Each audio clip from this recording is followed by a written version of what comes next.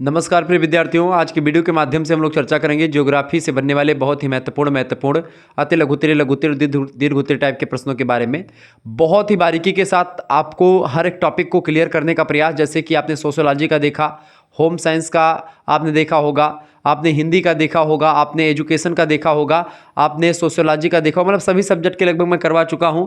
ऐसे ही ज्योग्राफी की मैं करवा चुका था, लेकिन आपके लिए रिवीजन क्लास लेकर के आया हूं। चूँकि मैं दिन में अलग चला गया था दवा करवाने के लिए, अभी आया हूं तुरंत आपके लिए क्लास लेकर के मैं हाजिर हूं। अभी मैंने भोजन भी ग्रहण नहीं किया है, लेकिन आप लोगों को का इतना कमेंट आ गया, फ़ोन आया, गुरुजी ज्योग्राफी का मॉडल पेपर दीजिए जल्दी से जल्दी। तो मैंने कहा बिल्कुल देना चाहिए। तो सेमेस्टर 1 में अगर आप हैं तो आपको फिजिकल ज्योग्राफी पढ़ना पड़ेगा, यानी कि भौतिक भूगोल ज्योग्राफी में, भूगोल में। ठीक है, तो आइए उसी से बनने वाले जो महत्वपूर्ण प्रश्न पिछले 2-3 वर्षों में जो आए हैं उनके बारे में जानने का प्रयास करते हैं। देखिए, चलिए क्वेश्चन आपके स्क्रीन पर आ चुका है। वो ऊपर वाला क्वेश्चन थोड़ा सा गड़बड़ है, इसको छोड़ दें। चलिए अगला क्वेश्चन, ये प्रश्न आपकी यहाँ से शुरू करते हैं। प्रश्न आपके स्क्रीन पर आ चुका बेटा। देखिए पहला क्वेश्चन आ चुका है, भू संतुलन किसे कहते हैं बताइए। भू संतुलन मतलब को अंग्रेजी में आइसोस्टेसी बोलते हैं। क्या बोलते हैं? आइसोस्टेसी बोलते हैं। भू संतुलन, भू संतुलन को मैं ऑलरेडी समझा चुका। भूमि का संतुलन ही भू संतुलन होता है। भू संतुलन कई पहलुओं पर डिपेंड करता है। पहलू मतलब क्या होता है, जैसे कई मुद्दों पर। जैसे एक तरफ ऊंचे ऊंचे पहाड़ हैं, दूसरी तरफ जो है गहरी गहरी खाइयाँ हैं। एक तरफ समतल मैदान है, दूसरी तरफ पहाड़ मतलब पठार है। एक तरफ नदियां बह रही हैं और एक तरफ सूखे मतलब कि मरुस्थल का एरिया है। कहने का तात्पर्य यह है कि प्रकृति की जो उच्चावच हैं ये आपस में तालमेल बैठाए हुए हैं।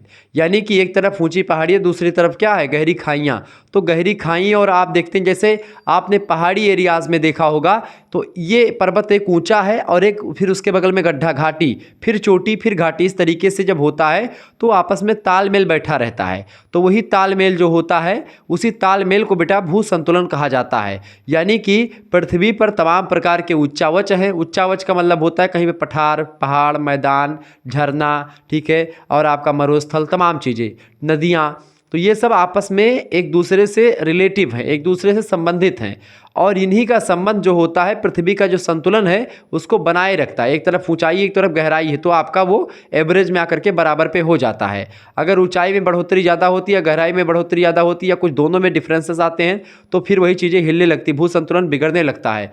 भू संतुलन बिगड़ने से ही बेटा आप देखते हैं कि भूकंप वगैरह आ जाते हैं, ज्वालामुखीयता की क्रिया भी होती है। ऐसे तमाम प्रकार की क्रियाएं संभव हो जाती हैं भू संतुलन के बिगड़ जाने से। ठीक है, तो भूमि का संतुलन जो होता है ये बहुत ज़रूरी चीज़ है। तो आइसोस्टेसिस को कहते हैं। तो आपको मैंने अपनी भाषा में समझा दिया। अब इसको लिखने के कैसा है, आप अपनी भाषा में इसको लिख सकते हैं, कोई दिक्कत की बात नहीं है, कोई नंबर कटता नहीं है। आप इसको इतनी जटिल शब्द में अगर लिखना चाहे तो लिख सकते हैं। इसको जैसे मैंने आपको समझाया वैसे भी आप लिखेंगे तो आपको नंबर अच्छा मिलेगा। तो इसकी उत्पत्ति ग्रीक शब्द आइसोस्टेसियो से हुई है, जिसका शाब्दिक अर्थ यानी जिसका मतलब होता है, जिसके शब्द का अर्थ होता है समस्थिति। क्या होता है? समस्थिति। इसका सर्वप्रथम प्रयोग किया था उटन नाम के महोदय ने। ठीक है, डटन नाम के महोदय ने किया था। इसका अभिप्राय है कि परिभ्रमण करती हुई पृथ्वी के भूभाग पर उठे हुए पर्वत, पठार और मैदानी क्षेत्रों और नीचे धंसे हुए सागर व महासागर क्षेत्रों के बीच भौतिक और यांत्रिक स्थिरता की दशा को ही भू संतुलन कहा जाता है या आइसोस्टेसी कहा जाता है। आर्थर होम्स नाम के विद्वान ने आइसोस्टेसी भू संतुलन के बारे में बहुत काम किया है। इन्होंने कहा कि संतुलन की वह दशा जो स्थल के बड़े बड़े भागों में पाई जाती है, जो विभिन्न सतह पर पर्वत, पठार और मैदान आदि के रूप में फैले हुए हैं, उसे ही भू संतुलन या आइसोस्टेसी कहते हैं। बेसिकली जो मैंने आपको बताया कि भाई एक तरफ ऊंचे पहाड़ हैं, दूसरी तरफ गहरी खाइयाँ हैं, पहाड़, एक मैदान है, एक तरफ नदियाँ बह रही हैं, झरने बह रहे हैं, महासागर हैं। तो आप देखते हैं जो पर्वत है उसकी ऊंचाई ज़्यादा है, महासागरों की गहराई ज़्यादा है। तो गहराई, ऊंचाई, सबसे ऊंचा, दुनिया का सबसे ऊंचा स्थान क्या है? मतलब कि आपका लगभग 8,000 किलोमीटर या लगभग आप मान लो 8,848 मीटर ऊंचाई पर है। हिमालय की एक चोटी है माउंट एवरेस्ट, यानी लगभग आप मान लीजिए 9 किलोमीटर। ठीक है, मान लेते हैं। सबसे गहरा गर्त जो है मेरियाना गर्त है, ये 11,033 मीटर के आसपास। ठीक है, यानी कि अगर लगभग मान लें 11 किलोमीटर, यानी 11 किलोमीटर एक खाई है, तो वहीं पर 9 किलोमीटर की ऊंची एक चोटी है। इसी तरीके से 9, 9, 8, 8, 8 किलोमीटर, 6 किलोमीटर, 5 किलोमीटर, इतनी ऊंचाई ऊंची चोटियां हैं। किलोमीटर की मैं बात कर रहा हूँ, बहुत ऊपर हो गई। ठीक है बेटा, 1 किलोमीटर खड़ा कर दो यार, साला मतलब कि पूरा एकदम से तबाही मचा देगा। और आप देखो 8-8 किलोमीटर की पहाड़ियाँ। आप वहाँ पर कभी जाइए पर्वत वर्वत देखने के लिए। आप अगर ये पर्वत देखने चले जाएंगे जो माता वैष्णो देवी का है, जबकि बहुत छोटा पर्वत, ज़्यादा ऊंचाई पर नहीं है, तो आप इसको देखेंगे तो आप एकदम से डर जाएंगे। ठीक है, आपकी हाड़ कँपने लगेगी, मतलब आप एकदम से हईदास से जाएंगे वहाँ से नीचे देखने में। ठीक है, डर सा लगता है। मैं जब वहाँ से उतर रहा था सीढ़ी से नीचे, मैं कहा सीढ़ी से उतरते भैया एक सीढ़ी खड़ी वाली आ गई 256 सीढ़ी की। अरे भाई इतना डर रहा था, मतलब कि डर लग रहा था कि बगल में सीढ़ी पकड़ो तो बगल सीढ़ी जो है हिल रही थी, तो मुझे डर लग रहा था कि किस तरीके से मैं जो है आप तो पैदल पैदल फिर वो वाला रोड टू रोड पकड़ करके आए भाई कि पैदल ही चलो डंडा ले करके। ठीक है, तो यही जो ऊंचाई और निचाई का ये तालमेल है, यही चीज़ें एक प्रकार से भू संतुलित रखती हैं। तो ये आपका भू संतुलन एक अपने आप में एक टॉपिक है। ये लघु उत्तरी में भी प्रश्न आ सकता है, तो आप इसको अपने हिसाब से समझा दीजिएगा। सबसे बताइए कि दुनिया का सबसे ऊंचा स्थान हिमालय पर्वत का जो है माउंट एवरेस्ट चोटी है, जो एक प्रकार से ऊंची दुनिया की एक प्रकार से पिंड है। सबसे गहरा गर्त है प्रशांत महासागर में स्थित मैरियाना गर्त। तो इन दोनों के बीच में तालमेल। ऐसे ही पठार है, पठार जो होते हैं उसका शेप जो होता है किस तरीके से होता है, एकदम टेबल नुमा होता है। और पर्वत जो होते हैं इस तरीके से होते हैं। ठीक है, पर्वत इस तरीके से होते हैं, पठार इस तरीके से होते हैं। तो दोनों में अंतर समझ लिए, पठार और पहाड़ दोनों अलग अलग चीज़ें हैं, पर्वत अलग अलग चीज़ें हैं। ठीक है, आगे देखेंगे। अगला क्वेश्चन आ चुका है, अगला क्वेश्चन आ चुका है बेटा, सभी लोग देखने का प्रयास करेंगे। प्रश्न है प्लेट विवर्तनिकी की संकल्पना होता है। प्लेट विवर्तनिकी क्या है? देखिए, प्लेट शब्द का सबसे पहले प्रयोग किया था 1965 ईस्वी में टूजो विल्सन नाम के एक विद्वान ने। प्लेटों के अंतर्गत पृथ्वी के बाह्य परत यानी भूपटल तथा ऊपरी मैंटिल का लगभग 100 किलोमीटर की गहराई का भाग सम्मिलित होता है। यानी प्लेट कितनी मोटी होती है? लगभग 100 किलोमीटर की गहराई का जो भूभाग होता है उसी को प्लेट कहा जाता है, ऊपरी भाग, जो कई खंडों में बटा हुआ होता है। प्लेट स्थल मंडल के कठोर और दृढ़ भूखंड को ही पठार कहते, मतलब कि प्लेट कहते हैं। मार्गन नाम के एक विद्वान है, उन्होंने 1968 में 3 सालों के बाद में टूजो विल्सन के पृथ्वी को 6 प्रमुख और 14 छोटी छोटी प्लेटों में बांटा।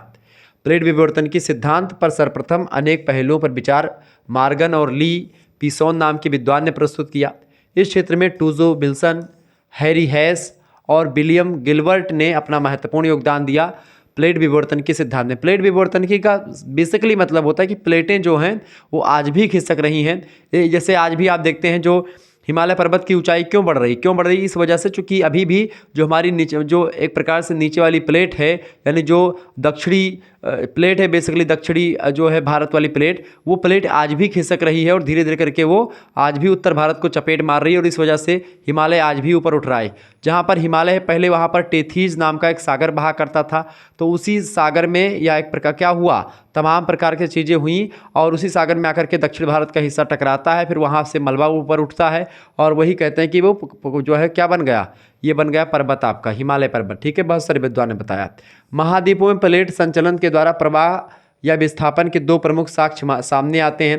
यानी आज भी प्लेटें जो होती हैं वो तैर रही हैं, वो प्लेटें चल रही हैं। पहली चीज़ है कि पृथ्वी का पूरा चुंबकत्व क्षेत्र की वजह से पृथ्वी की जो चट्टानें हैं, पृथ्वी की जो प्लेटें हैं वो खिसक रही हैं इधर उधर। ठीक है, दूसरी बात सागर नितल प्रसरण, ये भी एक होता है, यानी सागर का जो नितल होता है वह भी प्रसरण कर रहा है, वो भी फैल रहा है। तो सागरीय प्लेटें भी होती, महाद्वीपीय प्लेटें भी होती हैं, ये बात आप ध्यान रखेंगे। तो दोनों मतलब सभी प्लेटें इस समय खिसक रही हैं अपने अपने दिशा से, मतलब अपने अपने जगह से एक दूसरे की दिशा में या एक दूसरे से विपरीत दिशा में कई प्रकार की दिशाओं में भ्रमण करती हैं।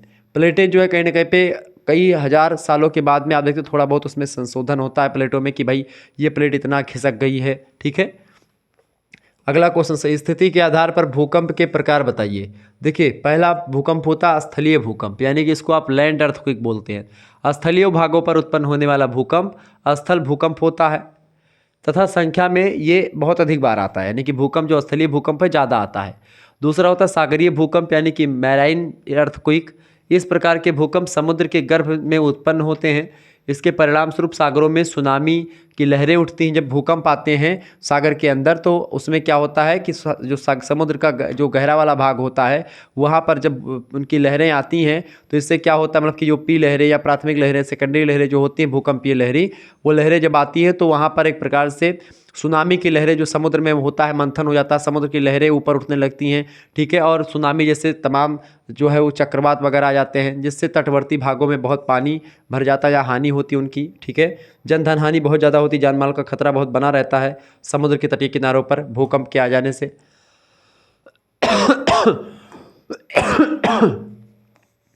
अगला क्वेश्चन आ चुका है, भूकंप मूल की स्थिति के आधार पर भूकंपों का वर्गीकरण कीजिए। देखिए, साधारण भूकंप एक होते हैं, यानी कि मूल स्थिति के आधार पर, नहीं कहाँ से उनकी उत्पत्ति होती है। तो उससे पहले होते हैं साधारण भूकंप। इनमें भूकंप मूल की स्थिति 0 से लेकर के 50 किलोमीटर तक होती है, तो उसे साधारण भूकंप कहा जाता है। दूसरी बात, मध्यवर्ती भूकंप या मध्यवर्त भूकंप। भूकंप मूल की गहराई 50 से 250 मीटर होने पर मध्यवर्त भूकंप उत्पन्न होते हैं। तीसरी बात, अत्यधिक गहराई वाले भूकंप। जब भूकंप का उत्पत्ति केंद्र 250 से 700 किलोमीटर की गहराई में होता है तो गहराई वाला भूकंप उत्पन्न होता है। इस वजह से तो ये है आपके मतलब कि भूकंप की जो है ये मूल आधार के हिसाब से या मूल की स्थिति, भूकंप मूल की स्थिति। भूकंप क्यों आते हैं, कभी आपने सोचा? भूकंप बेसिकली इसलिए आते हैं, कभी कभी क्या होता है ज्वालामुखीयता की क्रिया होती है, इस वजह से भूकंप आते हैं। ज्वालामुखीयता की क्रिया होने का स्वाभाविक सी कारण होता है। कभी कभी क्या होता है, जैसे बांध बनाया गया, अब बांध से क्या होता है कि जल भराव की समस्या उत्पन्न हो गई, जल भर गया, बांध जब बनाओगे नदी पर तो नदी का पानी इकट्ठा रुकेगा, कुछ नदी का पानी इधर उधर फैलेगा, तो उनको फैले ना पाए उस वजह से रोक लिया जाता है, झील का निर्माण होता है। इससे क्या होता है कि पानी जब इकट्ठा रुका रहता है बेटा, तो इससे क्या होता है कि वो चीज़ें जो होती हैं, जो पानी रुका रहता है उसका दबाव पड़ता है, क्योंकि जल वज़न में ज़्यादा होता है तो जल का दबाव पड़ता है उस एक पर्टिकुलर एरिया पर। और जब उस पर्टिकुलर एरिया पर, उस विशेष स्थिति पर या विशेष एरिया पर उस जल का दबाव पड़ता है, तो उस जल के दबाव के पड़ने से क्या होता है, ज़मीनें चिटकने लगती हैं, और जो उस दबाव की वजह से क्या होता है, भूमि का संतुलन जो होता है वो बिगड़ने लगता है। क्योंकि प्रकृति ने जो चीज़ें बहने के लिए बनाई हैं, जब देखिए बहता हुआ जल जो होता है वो उतना वज़न नहीं होता।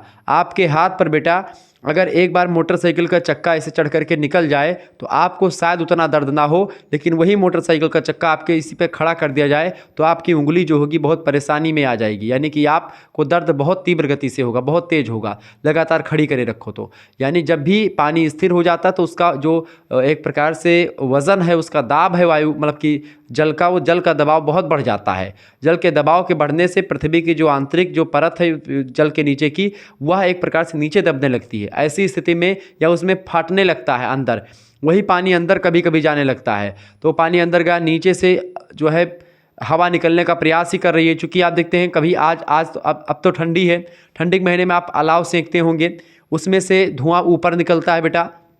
अब जब धुआं ऊपर निकलता है, धुआं क्यों ऊपर उठता है? क्योंकि वो वायु से हल्का होता है, वायु से हल्का होता है इसलिए धुआं ऊपर उठता है। इसी वजह से पृथ्वी के आंतरिक गर्भ में बहुत ज़्यादा मैग्मा भरा हुआ है। वो मैग्मा जो है उसमें जलवाष्प, मीथेन, ऐसे तमाम प्रकार की गैसें भरी हुई हैं।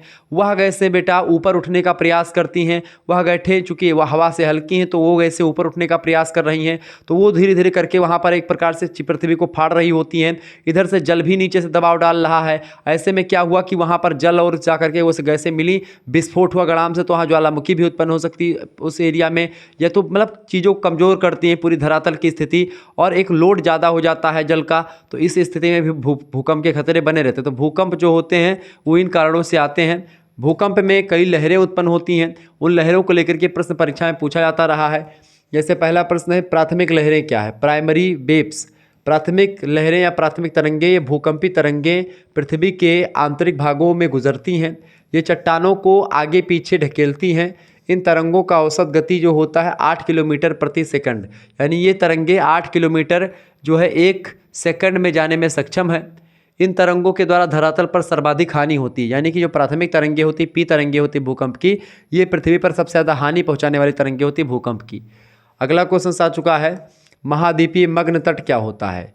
देखिए 2023 में प्रश्न पूछा गया है। महाद्वीपीय मग्न तट सागर या महासागर में जल के भीतर धरती का एक मग्न तट होता है। जल के भीतर धरती का एक मग्न, किसी महाद्वीप का समुद्र तल से कम ऊंचाई वाला जो अंश होता है महाद्वीपीय मग्न तट कहलाता है। यानी कि मान लेते हैं ये पृथ्वी का जो है, पृथ्वी का महाद्वीपीय वाला एरिया है, ठीक है। अब ये धीरे धीरे कि यहाँ पर आया, ये सागर है, सागर यहाँ से आपका शुरू हो रहा है, ठीक है। तो ये वाला जो एरिया यहाँ पर जो ये एरिया बचेगा आपका, ये जहाँ पर थोड़ा बहुत पानी आपका ये भरा हुआ है, ठीक है, ये आपका होता है महाद्वीपीय मग्न तट, ये वाला एरिया, ठीक है। यानी महाद्वीप से थोड़ा नीचे हो जाएगा ये वाला एरिया मान सकते हो आप, ये वाला एरिया, ठीक है, ये एरिया यहाँ तक, फिर यहाँ पर गहरे गड्ढे हो जाएंगे, फिर ये गहरा गड्ढा, अब इसी को, या ऐसे तमाम गहरे समुद्र में क्या आप सोचते हैं कि केवल गहराई एक बराबर होती है? समुद्र में गहराई कोई बहुत नीचे होता है उसी को ट्रेंच बोलते हैं। जैसे ये गर्त हो गया, बहुत गहरा खाई हो गई समुद्र में, खाई कहीं पर एकदम से पानी उपला उपला आ गया, ऊपर एकदम से फैल रहा है, ठीक है। तो इस तरीके से आप देखेंगे तो ये मान लेते हैं आपका मग्न तट, यानी कि ऐसा भाग महाद्वीप का जो जल में महासागरों के डूबा रहता है वही महासागरीय मग्न तट कहलाता है, ठीक है। ठीक है, महाद्वीपीय मग्न तट सागर या महासागर में जल के भीतर धरती का एक मग्न तट होता है जो किसी महाद्वीप का समुद्र तल से कम ऊंचाई वाला अंश होता है। महाद्वीप मग्न तट पर पानी की गहराई बहुत कम होती है। मग्न तट के अंत से आगे महाद्वीप ढलान में गहराई बढ़ने लगती है। महाद्वीपीय मग्न तटों का औसत ढाल जो होता है 0.2 जो है % अथवा 1 डिग्री होता है।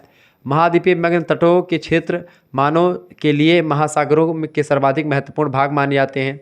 इन तटों पर समुद्र का जल छिछला होता है जिससे प्रकाश इनके नितल तक प्रवेश कर पाता है। यानी ये नितल जो होते हैं ये बेसिकली एक प्रकार से इस पे जो प्रकाश होता है वो उससे आप देखेंगे ऐसे खड़े होकर के अपनी नंगी आंखों से, तो जो आपका धरती है जल के अंदर की वो भी आपको साफ साफ दिखेगी। यानी वह एरिया आपका बहुत दूर तक होता है, लंबा चौड़ा होता है। तो वहाँ पर लोग एक प्रकार से नहाने, बीच वगैरह बना रहता है, तो वहाँ पर कोई ज़्यादा गहरा नहीं तो थोड़ा थोड़ा गहरा होता है, वो साफ साफ दिखता है। तो वही महासागरीय मग्न तट होता है। परीक्षा में प्रश्न आया हुआ है। अगला क्वेश्चन आपकी स्क्रीन पर आ चुका है। प्रश्न है भूसन्नति क्या है? जियोसिंक्लाइन इसको अंग्रेजी में कहते हैं भूसन्नति को। भूसन्नति को क्या बोलते हैं बेटा? जियोसिंक्लाइन। 2022 में प्रश्न पूछा गया। जियोसिंक्लाइन मतलब एक गहरा सकरा गड्ढा, गहरा और पतला गड्ढा को सिंक्लाइन कहा जाता है। अब भूमि में गड्ढा है तो इसीलिए उसको भू संतुलन मतलब कि भू अभिनति या भूसन्नति के नाम से जानते हैं। भूसन्नतियाँ ऐसे उथला माने एकदम से गहरा और सकरा माने एकदम पतला जलीय भाग होता है जिसमें निरंतर तलछटीय जमाव यानी सेडिमेंटेशन होता रहता है।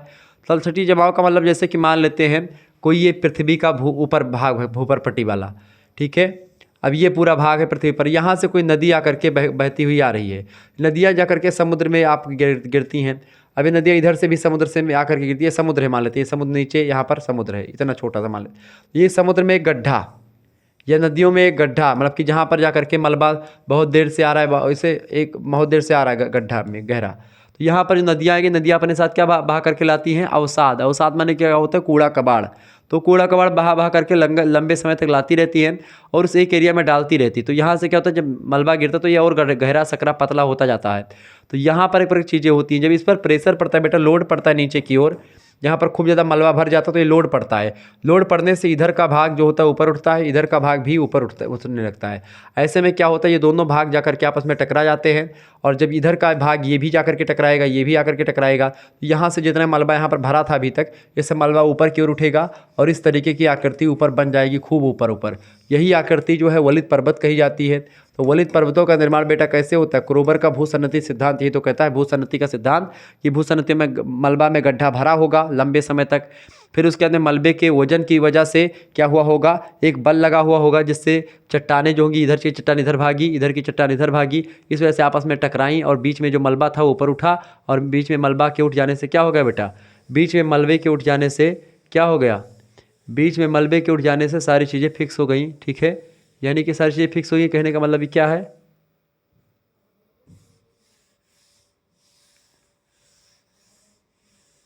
सारी चीज़ें फिक्स हो गई, इसका कहने का मतलब क्या है बेटा? सारी चीज़ें फिक्स हो गई, इसका कहने का मतलब ये है कि वो सारी चीज़ें हट गई, ठीक है। सिंपल सी चीज़ें है भाई कि जैसा एक तार है, जैसे ये तार, अभी मैं आपको अगर इसको दिखाऊं बेटा तो ये तार है, एक मिनट रुकेंगे, ये तार है। अब इस तार पर अगर हम कपड़ा फैलाते हैं, ठीक है, तो कपड़ा इसे सीधा रहेगा तार, लेकिन जब कपड़ा फैलाएंगे तो ये बीच वाला जो भाग होगा झुकेगा और ये ऊपर वाला भाग ऊपर उठेगा। तो यानी कि जो हमारा हाथ है आपस में लड़ेंगे ना, नीचे दाबेंगे तो या तो लड़ेंगे तो बीच में अगर माल भरा रहेगा तो माल ऊपर उठ जाएगा। वही वलित पर्वतों का निर्माण। तो हिमालय पर्वत का, राकी पर्वत का, इन सभी पर्वतों का, अल्पस पर्वत, इन सभी पर्वतों का निर्माण ऐसे ही हुआ है। तो भूसन्नतियाँ वही होती हैं। फिर से समझें, भूसन्नति ऐसे उथले व सक्रिय जलीय भाग है जिनसे निरंतर तलछटी जमाव होता रहता है, जिसमें और जमाव के दबाव से तली नीचे धंसती रहती है। अधिक गहराई तक अवसादों का जमाव हो जाता है और इन अवसादों पर समीपवर्ती दृढ़ भूखंड के दबाव से वलन पड़ते हैं, तब भूसन्नतियों से वलित पर्वतों का जन्म होता है। मैंने आपको बता दिया। तो क्रोबर का भूसन्नति सिद्धांत भी यही सी बात को फोकस करता है। क्लियर? आगे देखते हैं। अगला क्वेश्चन आ चुका है।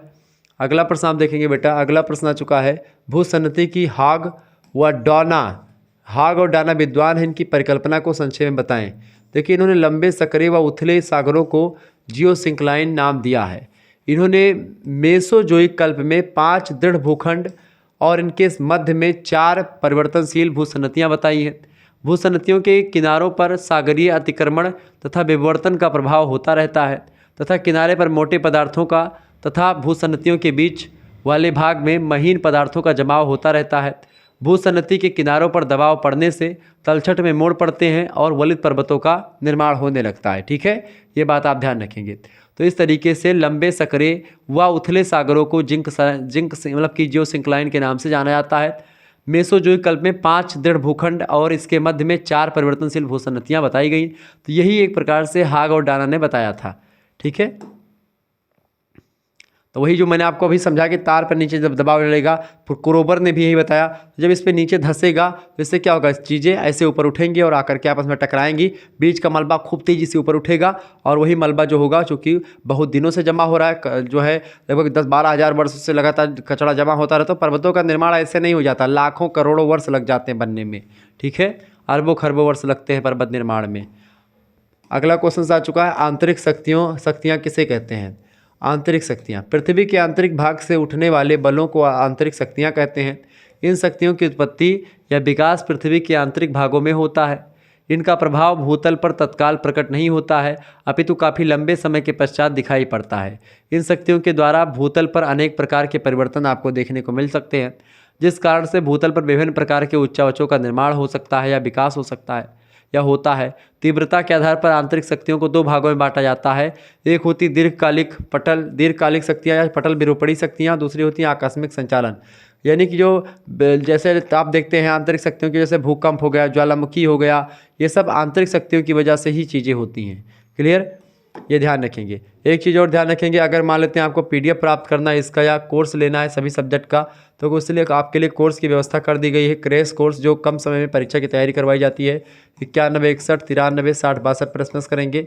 ठीक है, अपना नाम, अपनी यूनिवर्सिटी का नाम और अपने सब्जेक्ट के नेम लेकर के भेज दीजिएगा।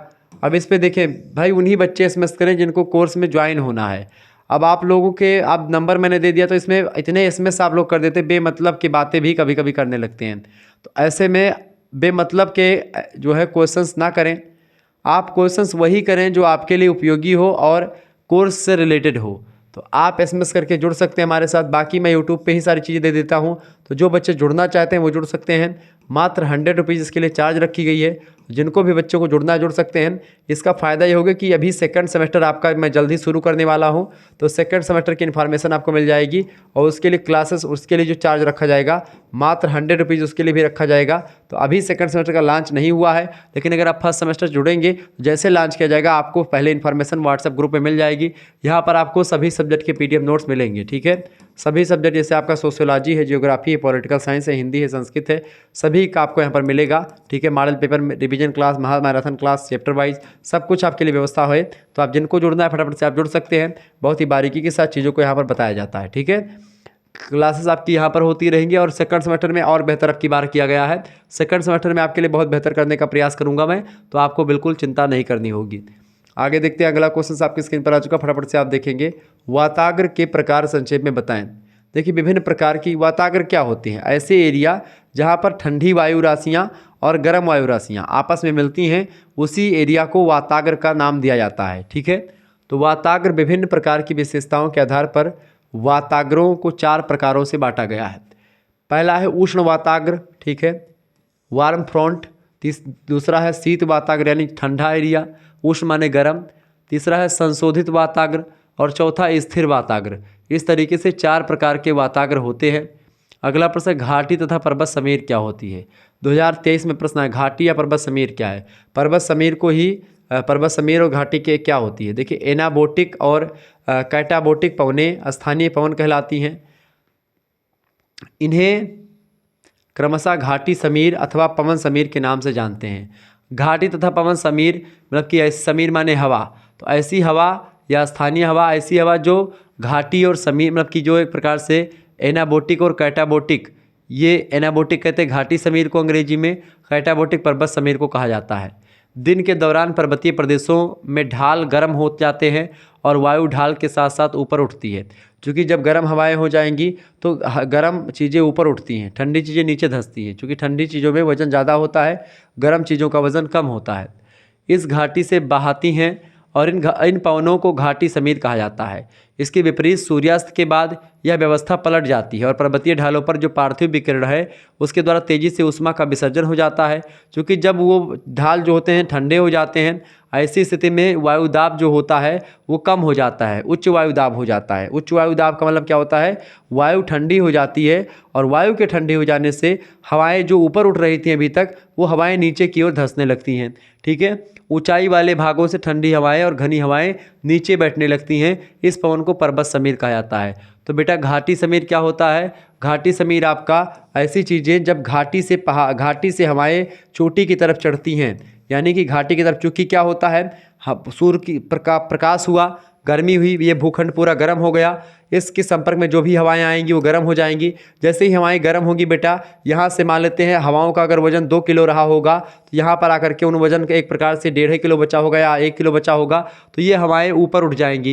यानी कहने का मतलब है कि गर्म हवाएं जो होती हैं वह हल्की होती हैं, इस वजह से वो ऊपर उठेंगी। ठंडी हवाओं का जो वायुदाब होता है ज़्यादा होता है, यानी कि वो वजन में ज़्यादा होती है, इस वजह से वो नीचे धंसेंगी। ठीक है, तो वायुदाब यहाँ पर मेन फोकस होता है। यानी एक हवा जो घाटी से ऊपर की ओर बहती है उसको घाटी समीर, और जो पर्वत से नीचे बहती है उसको पर्वत समीर कहते हैं। ठीक है, यह बात आप ध्यान रखेंगे। तो ये दो हवाएं एक प्रकार से बेसिकली पर्वतीय भागों में चलती हैं। आपको समझ में आ गया होगा कि कौन कौन सी हवाओं के बारे में मैंने बताया। तो घाटी समीर गर्म हवा देती है और आपकी जो क्या नाम है, पर्वतीय जो पठार की हवा आती है, पर्वतीय पर्वत समीर जो होता है वो ठंडी हवा लेकर के आता है, चूँकि वो गर्म हो जाता है, मतलब ठंड हो जाता है हवाएं। शीतोष्ण चक्रवात किसे कहते हैं बताएं। देखिए, शीतोष्ण चक्रवात 3 प्रकार के होते हैं। पहला है गतिज चक्रवात, डायनामिक साइक्लोन्स। दूसरा है आपका थर्मल साइक्लोन यानी तापीय चक्रवात, और तीसरा है उप चक्रवात यानी सेकेंडरी साइक्लोन। ठीक है, अगला क्वेश्चन आ चुका है, क्षोभ मंडल क्या होता है। क्षोभ मंडल क्या है बेटा, 2022 में प्रश्न आया हुआ है। क्षोभ मंडल पृथ्वी का एक मंडल है। इसकी औसत ऊंचाई मतलब पृथ्वी पर वायुमंडल का एक मंडल है, वायुमंडल का एक जो है एक पार्ट है ये क्षोभ मंडल।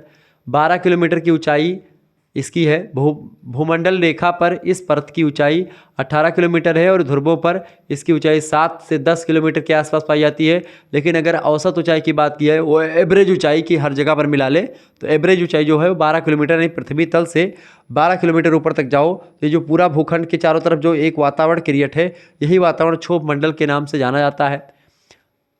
इस परत में तापमान ऋतुओं के अनुसार बदलते रहते हैं। प्रति किलोमीटर पर 6 डिग्री सेल्सियस से तापमान कम हो जाता है।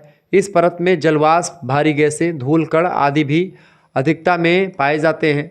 मौसम परिवर्तन के लगभग सभी रूप जैसे बादल, कोहरा, आंधी, वर्षा, विद्युत प्रकाश तथा जेट स्ट्रीम आदि इस मंडल में पाए जाते हैं। तो इस तरीके से जो क्षोभ मंडल है, इसी में वर्षा और मौसमी घटनाएं जितनी भी होती हैं सब इसी मंडल में होती हैं, क्षोभ मंडल में। क्लियर, आगे बढ़ते हैं। अगला क्वेश्चन आ चुका है, इन्हीं हवाई जहाज जो होती क्षोभ मंडल से ऊपर उड़ती है, यह बात ध्यान रखेंगे।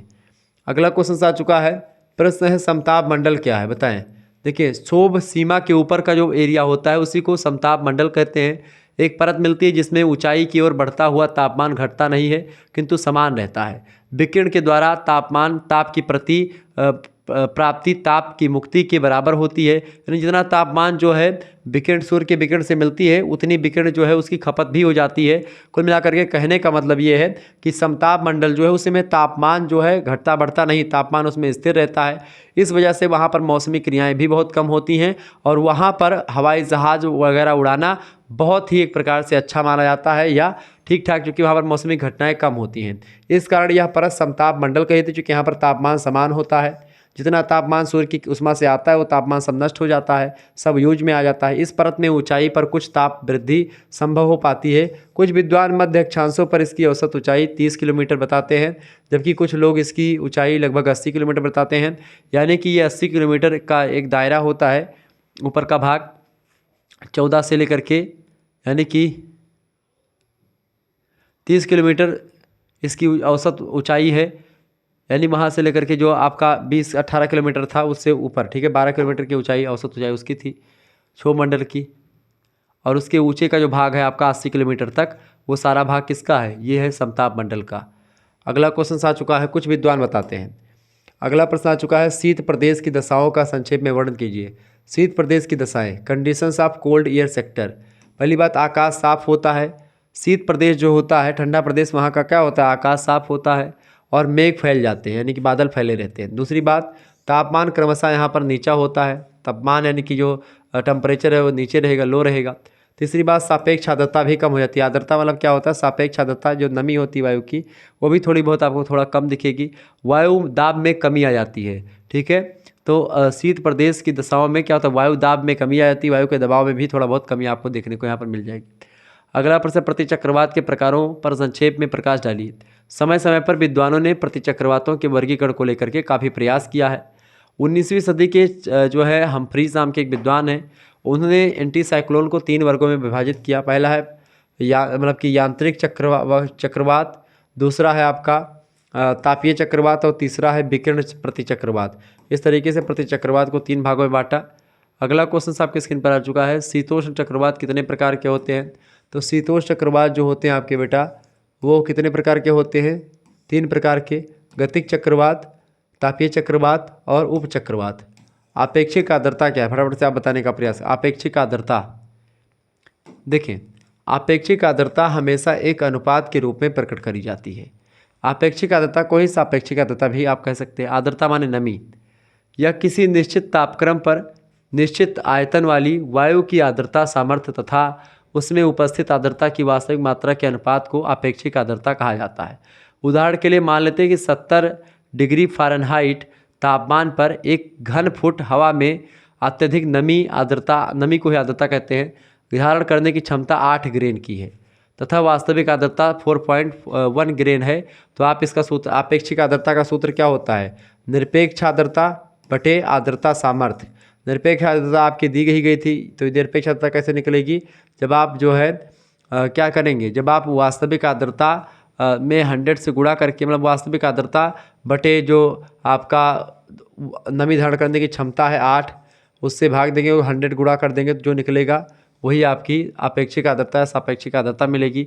तो सापेक्षिक आर्द्रता बराबर निरपेक्ष आर्द्रता बटे आर्द्रता सामर्थ्य, ठीक है, और उसमें गुणा 100 कर दें। आगे देखते हैं, अगला क्वेश्चन आपकी स्क्रीन पर आ चुका, फटाफट से आप देखने का प्रयास करेंगे। तो वायु के तापक्रम पर परिवर्तन, उसमें जल वाष्प की मात्रा,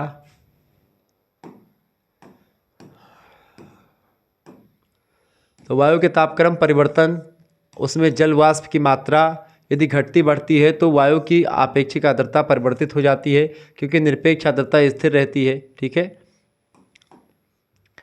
अगला क्वेश्चन आपके स्क्रीन पर आ चुका है बेटा। प्रश्न आप देखें, गल्फ स्ट्रीम क्या है? गल्फ स्ट्रीम एक समुद्री जलधारा है। इस धारा की खोज सबसे पहले 1513 ईस्वी में पोंस डी लियोन नाम के एक विद्वान ने करी थी।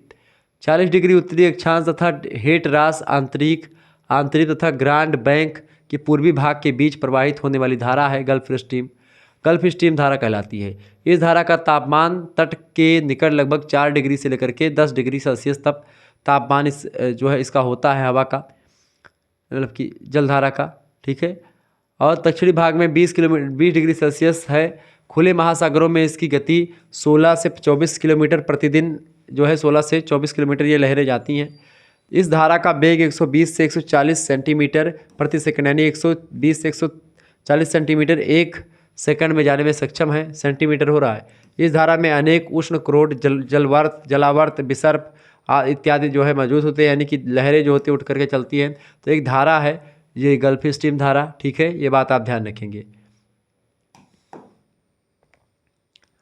आगे देखेंगे, अगला क्वेश्चन आ चुका है। प्रश्न, महासागरीय जल के तापमान को प्रभावित करने वाले कारकों का वर्णन कीजिए।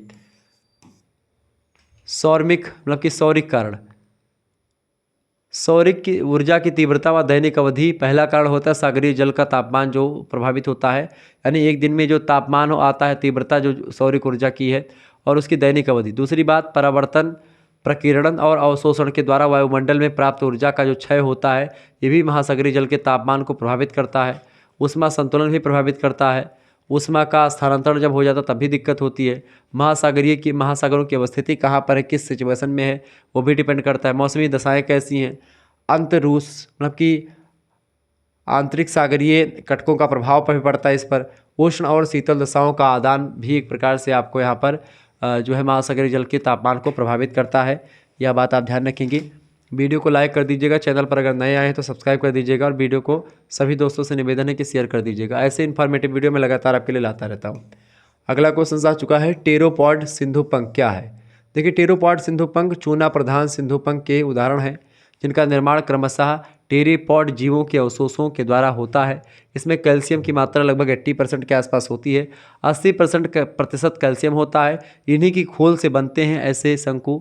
महासागर के गहरे सागरीय मैदान की तली पर पाया जाने वाला एक निक्षेप सिंधुपंख या निपंख, जिसको आप ओंज बोलते हैं, कहलाता है। यह मुख्यतः तरल होता है, लेकिन ये धीरे धीरे करके वो जो है इसके जो ऊपर का भाग होता है वो मतलब कि वो होता है कैल्शियम से ज़्यादा युक्त होता है। तो उसी के द्वारा तमाम जो है उस समुद्र के अंदर ही बन जाते हैं एरिया, या समुद्र के अंदर ही एक चित्र बन जाता है टेरोपॉड सिंधु मतलब सिंधुपंख जैसा। ठीक है, आगे देखेंगे। अगला क्वेश्चन आपकी स्क्रीन पर आ चुका, फटाफट से आप देखेंगे। प्रश्न आ चुका बेटा, अवसादी शैलों से आप क्या समझते हैं। अवसाद माने होता है कूड़ा कबाड़, शैल माने होता है कि चट्टान, यानी कि ऐसी चट्टानें जो कूड़ा कबाड़ से बनी है, जो घिसी पिटी हैं। पृथ्वी के भूपृष्ठ के लगभग 80% भाग पर अवसादी शैलें पाई जाती हैं। चट्टानों के टूट फूट, विघटन, वियोजन द्वारा प्राप्त तलहट और अवसाद सेडिमेंट्स नदियों, पवनों और हिमानियों के द्वारा, समुद्री तरंगों के द्वारा, जल अथवा स्थल भागों के द्वारा भाग पर परत के रूप में जमा होकर के अवसादी शैलों का निर्माण करते हैं। यानी हो सकता है जल के द्वारा बहा करके लाए गए हों, हो सकता है वो वायु के द्वारा उड़ा लिए गए हों। परतों के रूप में पाए जाने के कारण से इन्हें परतदार चट्टान भी कहते हैं। यानी कि इसको आप क्या बोलते हैं, स्ट्राटिफाइड रॉक्स भी बोलते हैं किसको, अवसादी चट्टानों को। जो कि क्या होता है, कभी कभी जैसे किसी एरिया से कोई पर्वत है, अब इस पर्वत से हवा चली, इस पर्वत से एरिया कटा, इधर आकर के मैदानी भाग था, इसी पर एक परत जमी। फिर कुछ दिन बाद हवाएं आई, इसको और काटी और इससे उड़ा करके फिर यहाँ पर लेकर के दूसरी परत बन गई। फिर 1 साल 10 साल बाद आई, फिर एक परत बन गई। तो इस तरीके से परत परत दर परत परत इनकी क्वालिटी, इस परत की क्वालिटी अलग होगी, इस परत की क्वालिटी अलग होगी, इस परत की क्वालिटी अलग, लेकिन सभी की सेम जो है महत्वपूर्ण क्वालिटी एक होगी, लेकिन अलग अलग क्वालिटियाँ सबकी एक प्रकार से अलग अलग होंगी। तो एक परत दर परत चट्टानें बन जाएगी, तो इस तरीके से ये चट्टान बन जाएगी। इसीलिए इसको परतदार चट्टान भी कहते हैं, जो कि परत परत में बनती है। और इसको सेडिमेंट इसलिए कहते हैं, सेडिमेंट्री रॉक्स, या इसको अवसादी चट्टान, चूँकि ये अवसादों से पहाड़ों की बनती हैं। ठीक है, जल के द्वारा, वायु के द्वारा या किसी अन्य कारण के द्वारा। परतों के रूप में पाए जाने के कारण से इन्हें परतदार चट्टान कहते हैं। सिलिका माने बालू, लौह, कैल्शियम यानी आयरन और कैल्शियम आदि इसके प्रमुख तत्व होते हैं। इन्हीं तत्वों से मिलने से ऐसी प्रकार की चट्टानें बनती हैं। इनका निर्माण छोटे बड़े कणों के सम्मिश्रण से होता है, यानी कि छोटे बड़े कण जो भी होते हैं सबसे मिल जाते हैं आपस में और उनसे बन जाता है। अतः इसमें जल सुगमतापूर्वक प्रवेश कर जाता है, यानी जल भी इसमें इस प्रकार की चट्टानों में जल भी चला जाता है अंदर। ये प्रवेश या संरंध्री होते हैं, मतलब संरंध्री मतलब क्या होता है, इसमें रंध्र होते हैं, इसमें छोटे छोटे छेद भी होते हैं जिसमें जल आसानी से चला जाता है। इसमें वनस्पति तथा जीवाश्मों के अवशेष भी पाए जाते हैं, यानी कि जो वनस्पति हैं, जीव जंतु हैं, उनके भी अवशेष मिलेंगे। इन शैलों का अपक्षय और अपर्दन दोनों ही पर्याप्त मात्रा में होता है। अपक्षय माने होता है किसी भी चीज़ का, पत्थर का टूटना, अपर्दन माने होता है उसको टूट करके उसके साथ बहना। तो ये दोनों ही इसमें आपको देखने को मिल जाएंगे। अवसादी चट्टानों का अपर्दन और अपक्षय दोनों क्रियाएँ संपन्न होती हैं। आगे देखते हैं, अगला क्वेश्चन आपकी स्क्रीन पर आ चुका बेटा, फटाफट से आप देखने का प्रयास करेंगे। चले, प्रश्न आ चुका है, शैल तथा खनिज में क्या अंतर होता है, बताएं। शैल तथा खनिज में क्या अंतर होता है, फटाफट से आप बताने का प्रयास करेंगे। शैल और खनिज में क्या अंतर होता है बेटा, शैल और खनिज में क्या अंतर होता है, सभी लोग बताने का प्रयास करेंगे। शैल और खनिज में क्या अंतर होता है। देखिए, शैलों में और खनिजों में बहुत अंतर होता है। देखें, स्थल मंडल का निर्माण जिन तत्वों से होता है उन्हें चट्टान कहा जाता है या शैल कहा जाता है। भूगर्भ शास्त्रियों के अनुसार चट्टान से तात्पर्य उन सभी पदार्थों से होता है जो भूपटटी पर पाए जाते हैं, चाहे वे कठोर चट्टानें हों चाहे वो मुलायम चट्टानें हों, सभी को आप जो है शैल कहेंगे। भूपटल का प्राकृतिक तथा ठोस भाग, चाहे वह चीका के समान कोमल हो या ग्रेनाइट के समान कठोर हो, वो शैल कहा जाएगा। ऐसी बात किसने कही है, वो उनका नाम है जो है, क्या नाम है, भूगर्भ शास्त्री जो है उन्होंने कहा है। कई सारे भूगर्भ शास्त्रियों का मानना है ये।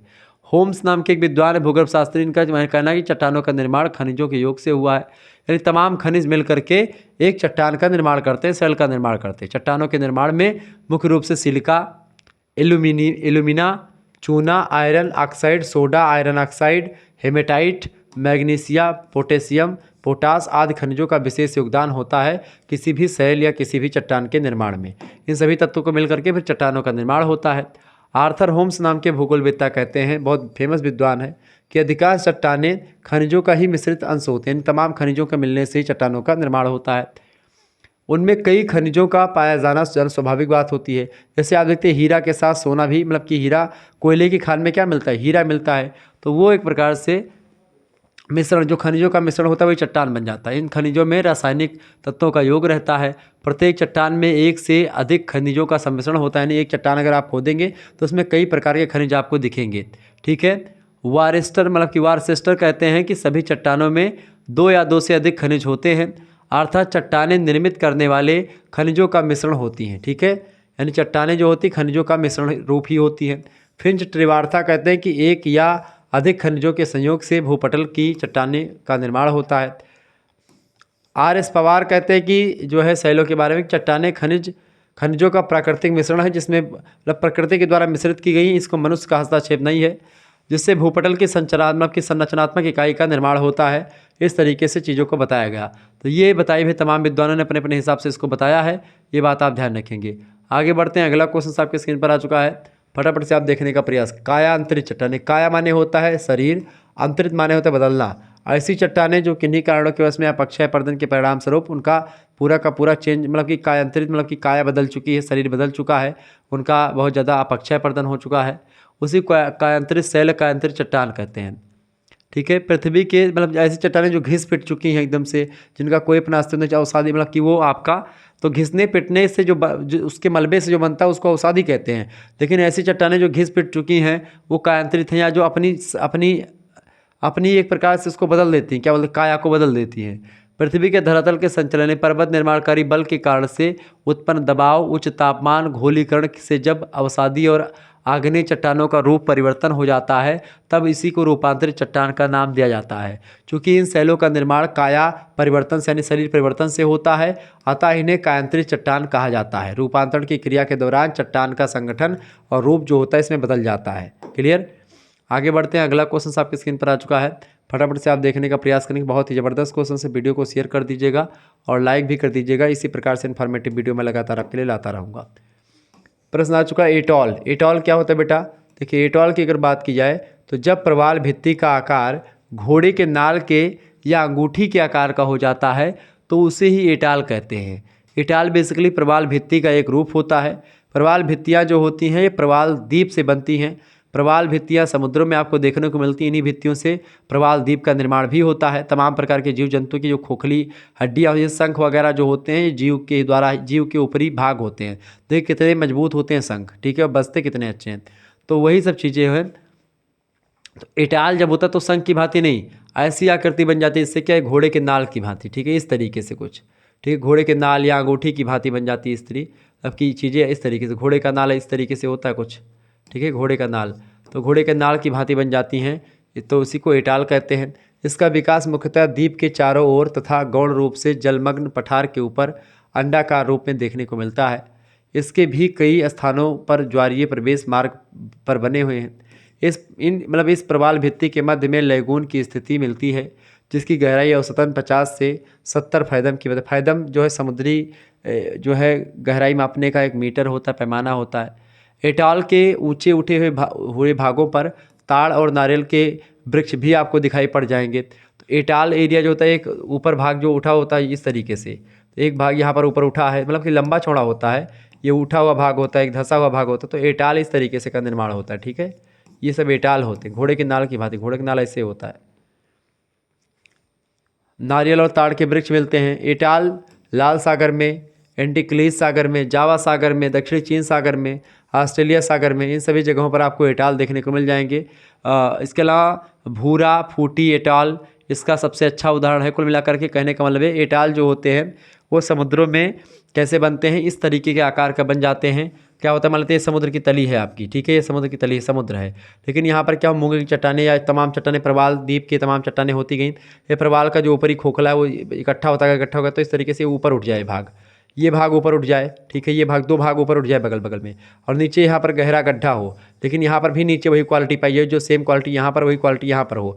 तो इस तरीके से वही चट्टान हो, वही चट्टानें। यहाँ पर एरिया जो बचेगा, ऊपर वाला एरिया जो ऊपर निकल जाएगा, द्वीप के रूप में निकलेगा। यहाँ पर नारियल के और ताड़ के वृक्ष आपको मिलेंगे, ठीक है। और ये वाला गहरे में यहाँ पानी मिलेगा, छोटी छोटी वनस्पतियाँ आपको दिखेंगी। तो यही एटाल होता है, ठीक है। एटाल कई प्रकार के होते हैं। एटाल के प्रकार देखिए, एटाल मुख्यतः 3 प्रकार की होती हैं।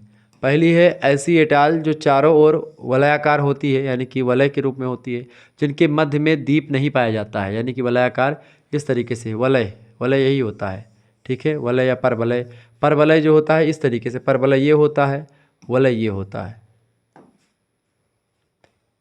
दूसरे प्रकार की वह वलयाकार एटाल जिसमें मध्य में द्वीप पाया जाता है, यानी कभी कभी क्या होता है, ये एवाल ये है, इसमें इस तरीके का कुछ, ये इसमें बीच में भी एक द्वीप पाया जाएगा, इधर तो है ही, इधर भी है, और बीच में भी छोटा सा एक द्वीप हो जाएगा। तीसरे प्रकार की वह एटाल जिनके मध्य में द्वीप तो नहीं होता, परंतु बाद में तलछट के द्वारा इसका निर्माण द्वीप का भी हो जाता है। तो इस तरीके से 3 प्रकार के एटाल होते हैं।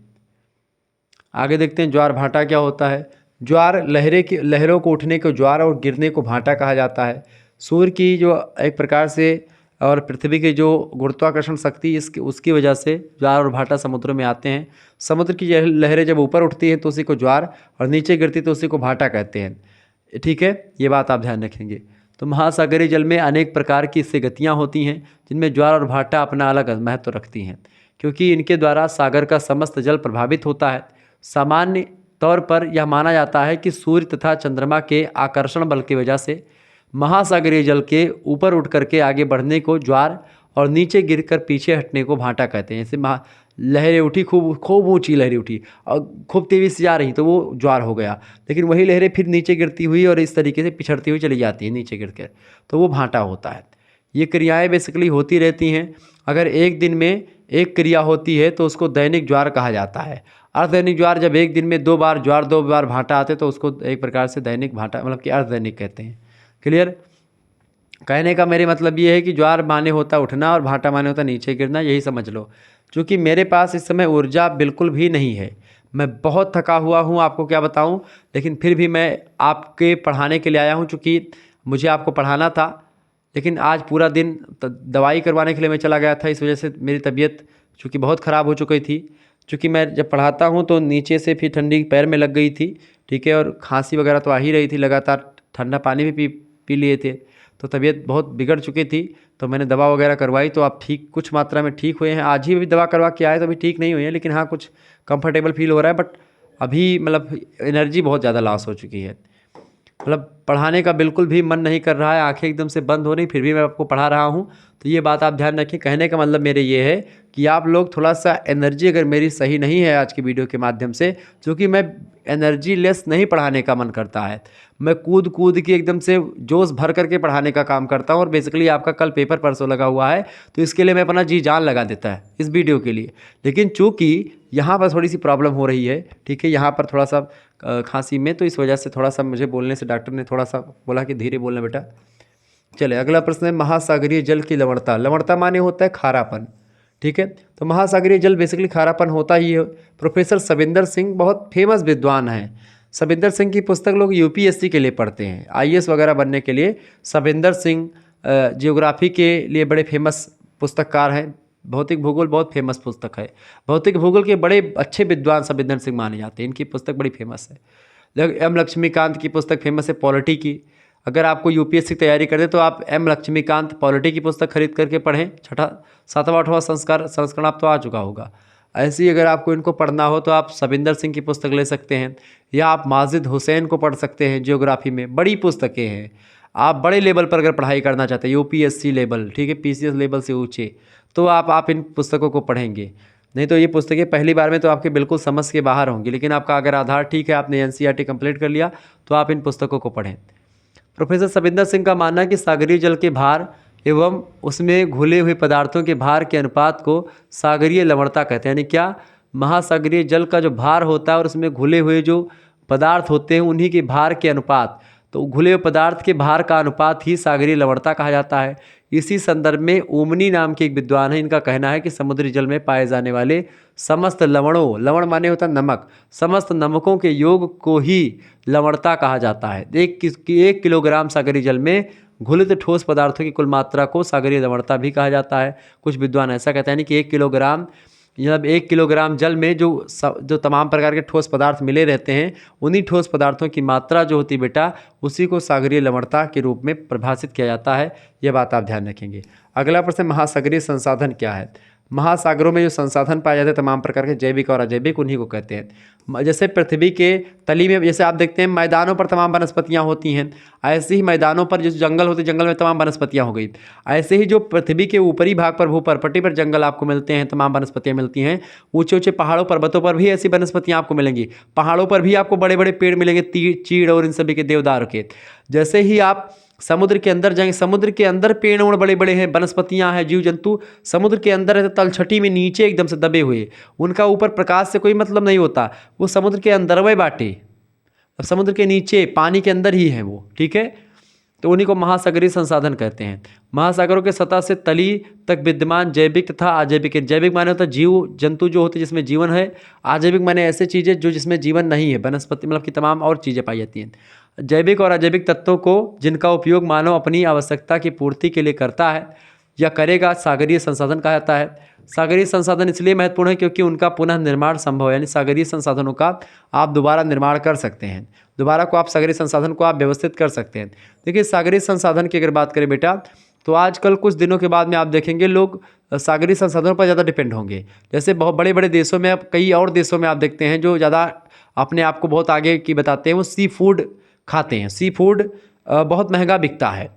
जंगल का मतलब कि जो जल होता है, महासागर होता है, उसके तलछटी में जो जीव जंतु रहते हैं, उनको जब पका करके खाते हैं तो वही सी फूड होता है, वो बड़ा महंगा बिकता है, ठीक है। हालांकि ये सब खाना बिल्कुल भी नहीं चाहिए, बेमतलब की चीज़ें हैं। जैसे आपके पास जब टेक्निक है, प्रेशर कुकर का भी विकास हो चुका है, प्रेशर कुकर का भी विकास हो चुका है, यही पेना जब हम रख लेते, भूला गए थे। तो इसे प्रेशर कुकर का विकास हो चुका है, सारी चीज़ें हैं, व्यवस्थित चीज़ें हैं, बढ़िया पका पकाया भोजन, दाल चावल रोटी सब्जी पूरी तरकारी जो भी मन को बना लो, पकौड़ी तमाम प्रकार की, चाय वगैरह ऐसे चीज़ें हैं, काफ़ी वगैरह हैं कि आप जिनसे मतलब कि जो शाकाहारी चीज़ें आपको मिल रही हैं सटेबल तरीके से, तो आप किसी जीव को मार करके खा रहे हो, तो ये थोड़ी सी अभद्र चीज़ें हैं या अच्छी नहीं लगती हैं, ठीक है। हालाँकि जो खाते हैं उनके लिए मैं तंज नहीं कस रहा हूँ, उनका भाई चूँकि नेचर है वो खाएँगे। बट ये है कि भाई अब सब सारी चीज़ें, लोग मांस वगैरह तब खाते थे जब उनके पास कुछ था नहीं, या उनको पाक कला का ज्ञान नहीं था, पकाने का ज्ञान नहीं था, या वो नहीं जानते थे कि भोजन भी कोई चीज़ होती है, तब वो मांस वगैरह खाया करते थे। चले अगला क्वेश्चन आपकी स्क्रीन पर आ चुका है। गल्फ स्ट्रीम क्या है? गल्फ स्ट्रीम एक धारा है, ये गर्म धारा मैक्सिको की खाड़ी से ग्रांड बैंक तक 50 डिग्री उत्तरी अक्षांशों तक विस्तृत फैली हुई है। यह फ्लोरिडा जलडमरू मध्य से हेटरस आंतरिक होती हुई उत्तरी अमेरिका के तट के सहारे ग्रांड बैंक तक जाती है। ग्रांड बैंक जो है मछलियों का एरिया होता है जहाँ पर मछली खूब पाई जाती है। इस धारा की खोज सबसे पहले पोंस डी लियोन के द्वारा 1513 ईस्वी में की गई थी। इस धारा के दाहिनी ओर सार्गेसो सागर तथा बाईं ओर ठंडी दीवाल मतलब कि ठंडी दीवाल या ठंडी जलराशि मिलती है। यह उत्तरी विषुवत रेखा के ही आगे का भाग होता है। 40 डिग्री उत्तरी अक्षांश पर लेब्राडोर की ठंडी जलधारा का जल इससे आकर के मिल जाता है, ठीक है। तो ठंडी जलधारा कौन सी? लेब्राडोर ठंडी जलधारा है, जबकि एक गल्फ स्ट्रीम एक गर्म जलधारा होती है, ठीक है। आगे देखते हैं, अगला क्वेश्चन आ चुका, वायु राशि क्या होती है? वायु राशियों के बारे में बताएं। देखिए वायु राशि वायुमंडल के उस घने तथा विस्तृत भाग को कहा जाता है, कहते हैं, जिसमें विभिन्न ऊंचाई पर क्षैतिज अवस्था में तापमान यानी कि टेम्परेचर और आर्द्रता यानी नमी संबंधी समानताएं दिखाई पड़ती हैं। वायु राशियाँ बेसिकली, वायु राशियों में धरातल की आर्द्रता और तापक्रम संबंधी विशेषताएं समाहित होती हैं। अतएव जिस क्षेत्र से होकर के गुजरती हैं ये वहाँ के तापमान और आर्द्रता में परिवर्तन कर देती हैं। चूँकि इन हवाओं में आर्द्रता भी यानी नमी और तापमान टेम्परेचर दोनों विद्यमान रहता है, और जहाँ से गुजरती वहाँ की हवाओं में भी तापमान और आर्द्रता को देख करके आगे बढ़ जाती हैं। वायु राशियाँ बेसिकली यही होती हैं। आगे देखते हैं, अगला क्वेश्चन आ चुका, बायोम या जियोम से क्या तात्पर्य है? बायोम या जियोम क्या होता है बेटा? देखिए बायोम स्थलीय व जलीय आवास का एक ऐसा क्षेत्र होता है जो विशिष्ट पारिस्थितिकी विशेषताओं के आधार पर भूपटल के अन्य क्षेत्रों से अलग होता है। बायोम में सामान्यतः स्थलीय भागों के पादप यानी जो स्थल भाग के जो पादप हैं, जो प्राणी समुदाय है, उसका पारिस्थितिकी रूप में अध्ययन किया जाता है। बायोम से अभिप्राय जीवन से होता है, इसीलिए इसको जीवोम भी कहते हैं। समस्त मतलब संबंधित प्राणियों तथा पादपों, पादप माने जो वनस्पतियां हैं वो, प्राणियों माने जो जीव जंतु हैं वो, एवं पादपों और प्राणियों के बृहत और माने बड़े स्तर पर और प्राकृतिक सहवास को जो मतलब जो पृथ्वी पर दूर दूर तक बसे क्षेत्रों में पाए जाते हैं, उसी को बायोम कहते हैं। यानी कि ऐसा एरिया जहाँ पर पादप और प्राणी की तमाम प्रजातियाँ हों और आपस में क्रिया प्रतिक्रिया करती हों, ठीक है, प्राकृतिक सहवास भी आपस में उनका हो जा रहा हो, वही एरिया पूरा बायोम कहलाती है और उससे फिर और आगे की वृद्धि भी हो रही हो। बायोम पादपों और प्राणियों का विशिष्ट समुदाय होता है जो कि समान जलवायु दशाओं वाले क्षेत्र में विस्तृत रूप से फैला हुआ होता है। एक बायोम में जलवायु की समानता के कारण ही वनस्पतियाँ, प्राणी और उनका जीवन समान रहता है, चूँकि जब जलवायु ही समान है तो इससे वनस्पतियाँ भी समान होंगी तमाम सारी, और प्राणी भी उसके वैसे ही रहेंगे जैसे वनस्पतियाँ होंगी। जैसे आप देखते हैं अपने उत्तर भारत में, आपकी अपने यहाँ के जो उत्तर प्रदेश के जो बंदर हैं वो अलग तरीके से होते हैं, लेकिन अगर आप जब पहाड़ी बंदरों को देखेंगे तो यों बाल होते हैं पहाड़ी बंदरों के। चूँकि वहाँ पर ठंडी ज़्यादा होती है, इसलिए उनके शरीर में बाल ज़्यादा होते हैं ताकि उनकी रक्षा ठंड से हो सके। जम्मू कश्मीर जाएंगे तो मिलेंगे बड़े बड़े बंदर। प्रमुख वनस्पति समुदायों से संबंधित होने के कारण ही पारिस्थितिकविदों ने इन्हें बायोम कहा है, क्योंकि यहाँ पर वनस्पतियाँ भी रहती हैं, इसलिए जो है बायोम कहा जाता है। और चूँकि जीव जंतु भी रहते हैं, इसलिए इसको जीवोम भी कहते हैं। तो जीवोम और बायोम का दोनों मतलब क्लियर हो गया, ठीक है। पीटर हैग नाम के एक विद्वान हैं, पीटर हैगेट, ये कहते हैं परिभाषा को दे करके इसकी, कहते हैं कि बायोम पृथ्वी के बृहत यानी बड़े पैमाने पर पर्यावरणीय कटिबंध होता है। एक ऐसा पर्यावरणीय का इलाका, कटिबंध माने होता है इलाका या एक एरिया, तो पर्यावरणीय कटिबंध है जो कि सुस्पष्ट पादप माने जो वनस्पति वगैरह है, तमाम प्रकार की जो वनस्पतियां हैं, तमाम प्रकार की घास फूस और तमाम वनस्पतियां, और आवरण द्वारा चिन्हित होती हैं। यानी कि बायोम पृथ्वी के बृहत पर्यावरणीय कटिबंध है जो कि सुस्पष्ट पादप आवरण द्वारा चिन्हित होते हैं, पादप आवरण के द्वारा चिन्हित होते हैं, चूँकि इनकी अलग विशेषता होती है इन पादपों की, इन जीव जंतुओं की। क्लीमेंट और रोफई नाम के विद्वान कहते हैं कि बायोम में एक जैव समूह होता है। जैव समूह में जैव में वनस्पतियाँ और जीव जंतु दोनों आ जाते हैं, ठीक है। तो बायोम में एक जैव समूह होता है जो कि भौगोलिक सीमाओं में अपने विशिष्ट जैव रूप तथा जातीय श्रेष्ठता से पहचाना जाता है। आगे देखते हैं जैव मंडल क्या है। प्रश्न आपकी परीक्षा में आ सकता है, जैव मंडल बताएं। देखिए जैव मंडल की अगर बात करें बेटा, तो रूसी जीव वैज्ञानिक हैं वर्नाड्स्की, उन्होंने 1919 में जीव मंडल शब्द का सबसे पहली बार व्यापक स्तर पर प्रयोग किया। जैव मंडल की प्रमुख परिभाषाएं निम्न है। WG मूर कहते हैं कि जीव मंडल शब्द का प्रयोग पृथ्वी के उस भाग के लिए किया जाता है जो जीवन के विभिन्न स्वरूपों का आवास यानी कि हैबिटाट है, यानी ऐसे एरिया जहाँ पर जीवन संभव है। तथा वर्गीकरण की दृष्टि से यह 3 भौतिक मंडलों में आप बांट सकते हैं। जैसे कि स्थल पर बहुत सारे जीव जंतु रहते तो स्थल मंडल हो गया वो, जल में बहुत सारे जीव जंतु वनस्पतियाँ रहती है तो जल मंडल हो गया, वायुमंडल में भी तमाम प्रकार के जीव जंतु रहते हैं तो वायुमंडल होगा। यानी वायुमंडल, जल मंडल और स्थल मंडल, इन तीनों को मिला लें तो आपका क्या बनेगा, जैव मंडल बनेगा। यानी तीनों स्थल मंडल प्लस जल मंडल प्लस वायुमंडल बराबर क्या होगा, आपका जैव मंडल बनेगा। चूँकि वायुमंडल, जल मंडल और स्थल मंडल तीनों जरूरी होते हैं किसी भी जीवन के विकास के लिए।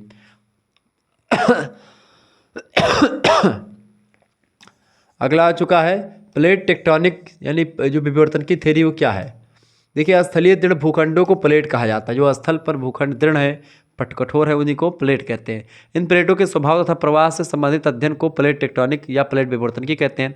प्लेट का स्वभाव कैसा है, प्लेट किस दिशा में प्रवाहित हो रहा है, इसी के अध्ययन करने वाले विज्ञान को प्लेट विवर्तन की कहा जाता है। प्लेट विवर्तन की या प्लेट टेक्टोनिक सिद्धांत की उत्पत्ति 2 तथ्यों के आधार पर हुई। पहली बात तो महाद्वीपीय विस्थापन की संकल्पना जो वेगनर ने दी है, दूसरी है सागर तली का प्रसरण, सागर की तली का जो है वो उसका भी प्रसरण हो रहा है। दूसरा महाद्वीपीय विस्थापन की संकल्पना जो वेगनर कहते हैं कि महाद्वीप जो है खिसक रहे हैं, ठीक है। वेगनर ने क्या कहा था कि भाई महाद्वीप जो है वो धीरे धीरे एक दूसरे की तरफ खिसक रहे हैं एक दूसरे से। पहले इन्होंने कहा था कि पहले पूरी पृथ्वी पर एक ही पेंजिया नाम का एक जो है भूखंड था, एक क्या था, पेंजिया नाम का भूखंड था, ठीक है। वेगनर कहते हैं क्या था, पेंजिया नाम का एक भूखंड था। इसके बाद में और ये पूरा का पूरा क्या एरिया था वो था सागर। वो सागर क्या था, पैंथालासा नाम का सागर था। क्या नाम था, पैंथालासा नाम का सागर था बेटा, पैंथालासा नाम का। लेकिन क्या हुआ, समय बीता, बहुत दिनों के बाद में क्या हुआ, किन्हीं कारणों की वजह से यही पृथ्वी पर क्या हुआ बेटा, इसी पृथ्वी पर यही पैंजिया जो था, जो भूखंड था, ये 2 भागों में बट गया। एक ऊपर वाला भाग जो था वो उसको लारेशिया कहा गया। क्या कहा गया? उसको लारेशिया कहा गया। अच्छा बेटा, लारेशिया को ही आप एक और नाम देते हैं, ठीक है, इसको अंगारा लैंड भी कहते हैं, ठीक है। क्या कहते हैं? अंगारा लैंड के भी नाम से जानते हैं। किसके नाम से बेटा? अंगारा लैंड के नाम से जानते हैं। और ये दूसरा आपका ये लारेशिया है, और ये आपका क्या हो गया? ये आपका हो गया जो है गोंडवाना लैंड। दक्षिण वाला भाग को गोंडवाना लैंड कहते हैं, गोंडवाना लैंड, ठीक है। और बीच का जो सागर था इसी को टेथीज नाम भी दिया गया था। कुछ लोग बताते हैं क्या? टेथीज सागर, टेथीज सागर, ठीक है, टेथीज सागर। तो इस तरीके से आप देखेंगे लारेशिया यानी कि अंगारा लैंड, गोंडवाना लैंड और लारेशिया, मतलब कि इसके बीच में एक समुद्र, एक सकरी जलराशि थी जो इन दोनों को अलग करती थी, ठीक है। यही सकरी, चूँकि इसके आसपास था, चारों तरफ पानी भरा था, चूँकि प्लेटें विस्थापित हो रही हैं, जल नीचे से फैल रहा है, प्लेटें फैल रही हैं, इस वजह से ये 2 खंडों में बट गया।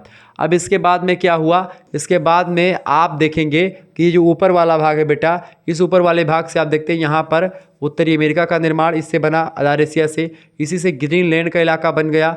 यही से एक प्रकार से पूरा का पूरा यूरोप महाद्वीप और पूरा का पूरा एशिया महाद्वीप का पूरा एरिया आपका बन गया, ठीक है। इसके अलावा यहीं पर आपको देखेंगे ये इतना पूरा एरिया उससे बना। इसके अलावा आप देखते हैं यहाँ पर जापान वगैरह का एरिया जो पड़ता है, वो जापान का पूरा द्वीप वगैरह। इसके अलावा नीचे पर यहीं पर आप देखते हैं एक दूसरा जो भूखंड का निर्माण हुआ, उसका नाम क्या है? इसका नाम आपका जैसे कि दक्षिणी अमेरिका का निर्माण हो गया। इसके अलावा यहीं पर आपका अफ्रीका महाद्वीप का निर्माण हो गया। इसके अफ्रीका के बाद में ये जो आपका ये भारत है, दक्षिणी भारत है, ये देखिए दक्षिणी भारत कहाँ पर पड़ेगा आपका? दक्षिण भारत नीचे पड़ रहा है ना, यानी दक्षिणी भारत किसका भाग है? गोंडवाना लैंड का भाग है, आपसे पूछा आता रहता है, तो इसका निर्माण हुआ।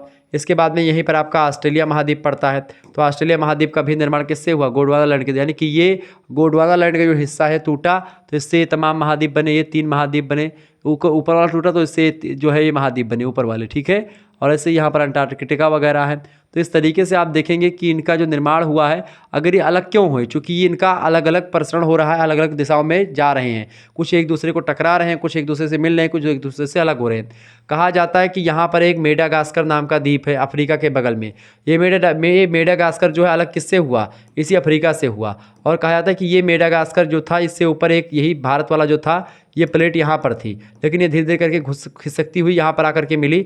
और जब यहाँ पर ये प्लेट मिली दक्षिण भारत वाली, पूरा का पूरा एरिया, यहीं पर एक प्रकार से क्या हो, जब खूब तेज़ी से आकर के मिली तो यहीं पर आपका हिमालय पर्वत पड़ता है। तो यहाँ से धक्का खूब तेज से लगा, उस झटके से क्या हुआ, जो है पृथ्वी पर मोड़ पड़ गया, वलन पड़ गया, इसीलिए एक प्रकार से पर्वतों का निर्माण हुआ। तो इस तरीके से पर्वतों का निर्माण भी हुआ, ऐसे कुछ विद्वान बताते हैं। मतलब अलग अलग विद्वानों ने अपने अपने हिसाब से बताया, जैसा बता पाए हैं। तो यही आपका हो गया ये वेगनर का महाद्वीपीय विस्थापन का सिद्धांत है। इस तरीके से आज के जो वर्तमान आपके महाद्वीप मिलते हैं वो इन्हीं क्रिया के द्वारा बने हुए हैं। तो इसलिए सागर तली का प्रसरण भी हो रहा है और महाद्वीपियों का विस्थापन भी हो रहा है। स्थल मंडल को आंतरिक रूप से दृढ़ प्लेटों के द्वारा निर्मित माना जाता है, क्योंकि स्थल मंडल जो है उनकी प्लेटें मजबूत हैं और महासागरों की प्लेटें थोड़ी सी उसकी अपेक्षा थोड़ी कम मजबूत हैं। आगे देखते हैं, अगला क्वेश्चन आपके स्क्रीन पर आ चुका, फटाफट से आप देखेंगे। प्रश्न, वलन और भ्रंशन में क्या अंतर होता है? देखिए वलन जब भूपृष्ठ की चट्टानों पर विपरीत दशाओं में दबाव पड़ता है, विपरीत दशा में, जैसे कि मान लेते हैं इस तरीके से दबाव पड़ता है। ये 2 चट्टानें हैं, ये 2 चट्टानें और इस पर इस तरीके से दबाव पड़ रहा है। चट्टानों में क्या हो जाएगा, ये दबाव इस तरीके से पड़ेगा बेटा, तमाम दबाव आएगा, इधर से भी आएगा, इधर से भी आएगा। तो इस चट्टाने में क्या हो जाएगा, मोड़ पड़ जाएंगे, वलन पड़ जाएगा। वलन माने क्या था? मोड़, ठीक है। और भ्रंशन माने क्या था? दरार। तो जब भूपृष्ठ पर चट्टानों पर विभाजन मतलब विपरीत दशाओं में दबाव पड़ता है तो उसमें मोड़ अर्थात वलन पड़ जाता है। इस प्रकार भूपृष्ठ पर मोड़ पड़ने के कारण से वलन उत्पन्न हो जाते हैं तथा उनमें ऊर्ध् और गर्त, ऊर्ध्व माने होता है उठा हुआ भाग और गर्त माने होता है नीचे गड्ढा। तो ये होता है आपका ऊर्ध्व, ठीक है, ऊर्ध्व होता है ये, ठीक है, और गर्त माने ये होता है गड्ढा। तो ये यानी कि इसको चोटी, इसको घाटी, इसको चोटी, इसको घाटी, तो ये होता है ऊर्ध्व वाला भाग, ये होता है गर्त वाला भाग, ठीक है, गड्ढा निर्मित हो जाते हैं। भूपृष्ठ पर वलन संपीड़न के कारण भी होता है। वलन साधारण और विषम 2 प्रकार के, यानी वलन जो होते हैं समवलन और विषम वलन 2 प्रकार के होते हैं। साधारण वलन और विषम वलन दोनों को, मतलब इससे पहले वाली वीडियो में हमने सम्मित वलन, असम्मित वलन, ठीक है, तमाम वलनों के बारे में बताया था। दूसरा होता है भ्रंशन। भ्रंशन क्या है? जब एक स्थान पर संकुचन होता है और दूसरे स्थान पर तनाव होता है। संकुचन माने होता है दबाना और तनाव माने होता है खींचना। यानी कि क्या हो, कभी कभी ऐसा होता है कि एक पिंड जो है वो संकुचित हो रहा है, एक पिंड में क्या हो रहा है, इधर संकुचन हो रहा है, और एक दूसरा पिंड है, उसी में क्या हो रहा है, तनाव उत्पन्न, यानी कि ये खींच रहा है उधर, ये इधर की ओर जा रहा है, ये इधर की ओर जा रहा है, तो ऐसे में क्या होगा, ये एरिया इधर भागेगी, दोनों इधर भागेंगे ना, ये इधर जा रहा है, ये इधर जा रहा है, ऐसी स्थिति में क्या होगा, बीच में दरारें पड़ जाएंगी, यानी पत्थर चिटिक जाएगा। यही दरारों की वजह से क्या हो जाता है, भ्रंश पड़ जाता है। भ्रंश माने दरार। अब इसी कभी कभी क्या होता है, ये इधर हो गई, इधर होगी, तो इधर क्या गड्ढा बन जाएगा, तो इससे भ्रंश घाटी का निर्माण होता है। कभी कभी यही चीज़ जब इस तरीके से हो जाती है तो ये चीज़ें कभी कभी ऊपर उठ जाती है, तो भ्रंतोष पर्वत का निर्माण भी हो जाता है। क्लियर। तो खिंचाव अति तीव्र होने से के परिणाम स्वरूप भूपृष्ठ की चट्टानों के मुड़ने के अतिरिक्त टूट जाती है, मतलब मुड़ती नहीं, टूट जाती हैं। इस प्रकार खिंचाव के कारण से वलन निर्मित हो जाते हैं, तनाव में से दरारें तो खिंचाव से क्या होता है, खिंचाव से वलन निर्मित होते हैं और तनाव से दरारें अथवा संधि बन जाती हैं। कठोर चट्टान के वलन के तल को भ्रंश तल भी कहा जाता है। तो इस तरीके से वलन और भ्रंशन आपके समझ में आ गया। अपक्षय क्या है बेटा, अपक्षय को समझें। देखिए अपक्षय की बात करें तो अपक्षय मौसम की विभिन्न स्थितिक क्रियाओं के द्वारा चट्टानों के टूटने फूटने को अपक्षय या अपक्षरण कहते हैं। इसे मौसमीकरण भी कहा जाता है। इस क्रिया में चट्टानों का विघटन हो जाता है और अपघटन भी होता है। अपघटन की क्रिया में सम्मिलित है। विघटन में चट्टानें बलकृत शक्तियों के द्वारा चटक करके टूट जाती है, मतलब कि बहुत ज़्यादा फोर्स की वजह से। अपघटन में रासायनिक क्रिया के द्वारा चूर्ण बन जाती है, यानी कि देखिए विघटन जो होता है भौतिक क्रियाओं से होता है। जैसे कि मानते हैं हवा का झोंका खूब तेज तरीके से आया, या नदी का बहाव आया और चट्टानें टूट गई अपने स्थान से, मतलब एक दो दरार थी टूट गई, मतलब चट्टान थी उसमें दरार पड़ गई टूट गई, तो वो हो गया आपका अपघटन के द्वारा टूटना। लेकिन विघटन का कैसे होता है, विघटन बेटा रासायनिक क्रियाओं के द्वारा होता है, यानी कि कोई जैसे कोई तत्व आ गया वहाँ पर, उस तत्व ने क्रिया करी और उसको तोड़ दिया, ठीक है, इस वजह से। तो ये होता है आपका। दोनों चीज़ें समझने का प्रयास करें, दोनों चीज़ें अपने आप में बहुत ही महत्वपूर्ण है। क्लियर। तो रासायनिक अपघटन में रासायनिक क्रिया के द्वारा चूर्ण हो जाती चट्टानें। विघटन अथवा अपघटन होते समय चट्टानों का स्थानांतरण नहीं होता इसमें, यानी अपक्षय में स्थान का अंतरण नहीं होता। चट्टानें से ये चट्टान थी, इस चट्टानों में क्या होगा, दरार पड़ गई या चट्टानें चकनाचूर हो गई। लेकिन जब यही चट्टानें टूटने के बाद में जिसने तोड़ा है वो बहा, इसे नदियों ने तोड़ा, नदी का झोंका आया और चट्टान को तोड़ा। अब नदी ने तोड़ा तो नदी उसको बहा करके अगर ले जा रही तो उसको अपर्दन कहते हैं, ठीक है, यानी बहने की क्रिया अपर्दन कहलाती है। स्पार्कर्स महोदय कहते हैं, और टूटने की क्रिया अपक्षय कहलाती है, और दोनों को मिला ले तो अनच्छादन कहलाती है, ठीक है। अगला प्रश्न आ चुका है। सार्कस महोदय कहते हैं कि प्राकृतिक कारकों के द्वारा अपने ही स्थान पर चट्टानों का भौतिक और रासायनिक विधि के द्वारा जो विघटन या अपघटन होता है, चूँकि विघटन होगा रासायनिक क्रिया के द्वारा और अपघटन होगा आपका, मतलब कि विघटन होगा आपका भौतिक क्रिया के द्वारा, अपघटन होगा आपका रासायनिक क्रिया के द्वारा, उसे ही अपक्षय कहा जाता है। आर्थर होम्स कहते हैं, बड़े अच्छे विद्वान हैं, अपक्षय उन भूपृष्ठीय प्रक्रमों का प्रभाव है जो शैलों के विनाश और विघटन में सहायक होते हैं, परंतु इनमें ढीले पदार्थों का बड़े पैमाने पर परिवहन नहीं होना चाहिए। इस तरीके से अपघटन मतलब कि जो अपक्षय होता है वो चट्टानों के टूटने की क्रिया को अपक्षय, चट्टानों के टूटकर बहने की क्रिया को अपर्दन, और जो बहा करके ले जा रहा है और जहाँ पर वो छोड़ देगा उसी छोड़ने की क्रिया को निक्षेपण कहा जाता है। क्लियर, ये बात आप ध्यान रखेंगे। आगे देखते हैं, अगला क्वेश्चन आ चुका है बेटा, प्रश्न आ चुका है, डेविस के भौगोलिक चक्र पर प्रकाश डालिए। सर्वप्रथम डेविस महोदय ने, डेविस और पेंक नाम के दो विद्वान, इन्होंने अपर्दन की पूरी जो है व्याख्या करी है। तो डेविस महोदय ने 1899 में भौगोलिक चक्र की संकल्पना का प्रतिपादन किया और बताया कि भौगोलिक चक्र समय की वह अवधि होती है जिसके अंतर्गत मतलब कि उत्थित भूखंड अपर्दन के प्रक्रम के द्वारा प्रभावित होकर के एक आकृति विहीन मतलब एक आकृति विहीन समतल मैदान में परिवर्तित हो जाता है। इस तरह डेविस ने स्थल रूपों के विकास में चक्रीय पद्धति का अवलोकन ऐतिहासिक परिप्रेक्ष्य में किया है।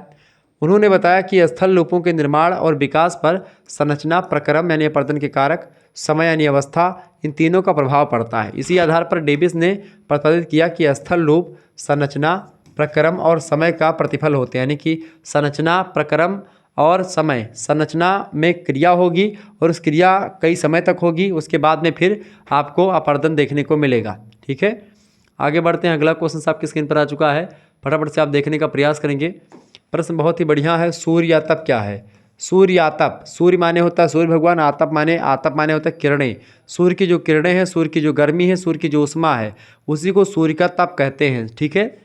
सूर्याभिताप, सौर ऊर्जा या सौर शक्ति भी इसी को कहते हैं, ठीक है। जो प्रकाश और उष्मा के रूप में धरातल को प्रकाश की गति से एवं लघु तरंगों के रूप में सूर्य से प्राप्त होती है, इसे सौर विकिरण या सूर्यातप कहते हैं।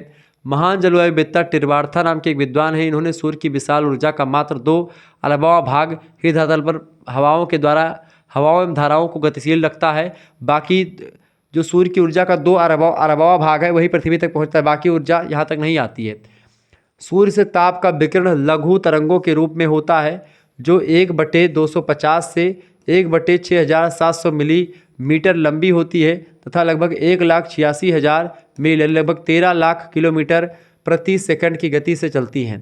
इसे सौर विकिरण या सूर्यातप कहा जाता है। किरणदेव कहते हैं कि सूर्य से वायुमंडल में निरंतर विकिरित ऊष्मा को सूर्यातप कहा जाता है।